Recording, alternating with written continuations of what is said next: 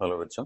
JEE mains 2025 24 जनवरी evening shift का paper है। इसमें पूछ रहा है कि हमें जो सीक्वेंस दी है उसमें जो चार ऑप्शन दिए हैं इनमें से कौन सा सही होगा। तो एक बार चेक कर लेते हैं। इसमें पहला पॉइंट तो यहाँ से शुरू करते हैं कि जब कोई एक कोई कोऑर्डिनेशन कंपाउंड की आप बात करते हो ना।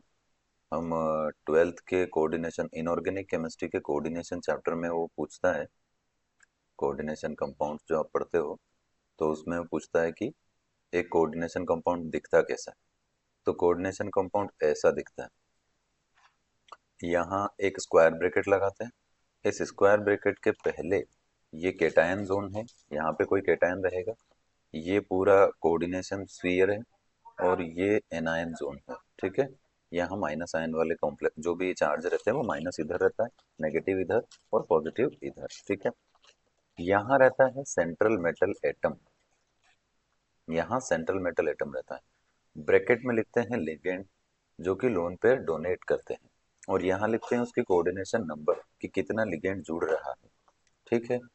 अब यहाँ जो हमें दे रखा है इसका इससे क्या लेना देना है, क्योंकि जब कोई एक सेंट्रल मेटल एटम लिगेंड के साथ बॉन्डिंग करेगा तो इस सेंट्रल मेटल एटम के डी के ऑर्बिटल्स होते हैं। डी सबशेल में कितने ऑर्बिटल होते हैं? 5। तो वो जो 5 ऑर्बिटल होते हैं ये 5 ऑर्बिटल स्प्लिट हो जाते हैं, इनकी एनर्जी डिवाइड होती है। तो वो 2 ऑर्बिटल हायर एनर्जी में जाते हैं और 3 ऑर्बिटल लोअर एनर्जी में आते हैं। तो इन ऊपर वाले जो हायर एनर्जी में जा रहे हैं इनका नाम होता है Eg और नीचे वालों का नाम रहता है T2G। राइट। तो अब इस वाले क्वेश्चन पे आते हैं कि उसने हमसे क्या पूछा।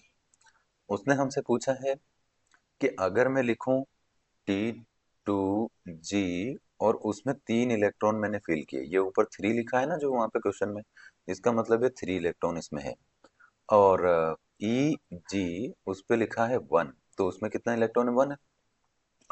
अब मैं आपसे कहता हूं कि डी सबशेल में अगर 4 इलेक्ट्रॉन, ठीक है, तो वो चारों इलेक्ट्रॉन को अरेंज कैसे, इन इन दोनों में स्प्लिट हुए ऑर्बिटल में कैसे अरेंज करें। तो इनमें अरेंज करने के दो तरीके होते हैं।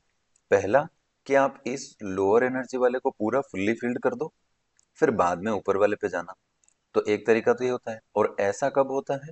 जब कोई लिगेंड स्ट्रॉन्ग फील्ड होता है, राइट, जिसकी एनर्जी बहुत हाई होती है। इसमें एक दो एग्जांपल बताता हूँ।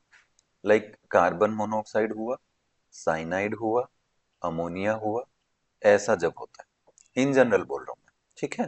फिर आते हैं, अगर ऐसा हो कि इस नीचे वाले तीनों ऑर्बिटल में one one one electron put करके बाकी के बचा हुआ एक इलेक्ट्रॉन वीक वाले में पुट कर दिया जाए, तो ऐसा तब होता है जब जो लिगेंड है वो कैसा होता है? Weak field. अब इसके एग्जांपल देख लेते हैं। वीक फील्ड के जनरली क्लोरीन या फ्लोरीन या ब्रोमीन या आयोडीन, इस टाइप के जो लिगेंड्स होते हैं, इनके टाइम पे ऐसा होता है कि आप T2G में कितने इलेक्ट्रॉन रखोगे? 3। और फिर फोर्थ इलेक्ट्रॉन जो है वो Eg में रख दोगे। तो पहला तो हमारा आंसर आ गया कि ये जो केस है जो क्वेश्चन में हमको गिवन है ये वीक फील्ड लिगेंड का केस है। दूसरा, जब ऐसा होता है तो अनपेड इलेक्ट्रॉन 4 है, तो इनकी जो स्पिन है वो हाई होगी।